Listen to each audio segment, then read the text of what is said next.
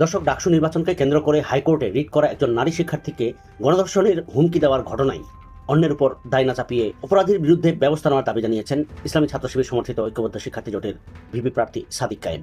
সাদিক কায়েম বলেন, ঢাকা বিশ্ববিদ্যালয়ের শিক্ষার্থীকে ফেসবুকের গণধর্ষণের হুমকিদাতার সঙ্গে ছাত্রদলের সম্পর্ক রয়েছে।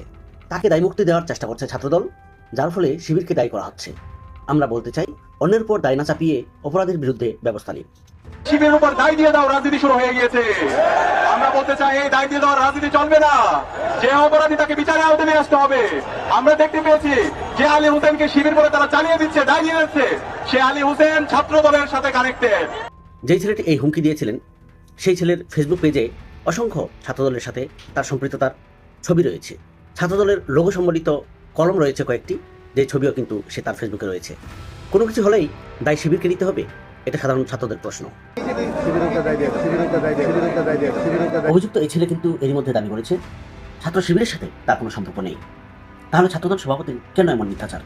আমি কোনো দলের সাথে না, আমি কোনো দল করি না, আমি শিবিরও করি না, কারণ কোনো শিবিরে করিও না, শিবিরের সাথে আমার কোনো যোগাযোগ নেই, কোনো একটা ছবিও নেই, ওদের কোনো প্রোগ্রামের সাথে আমার সাথে বা কোনো ছবিও নাই, ওদের সাথে আমার কোনো এটি নেই।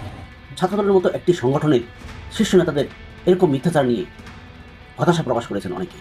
দর্শক, এ বিষয়ে আপনার কোনো মন্তব্য থাকলে কমেন্টসে জানান। ধন্যবাদ।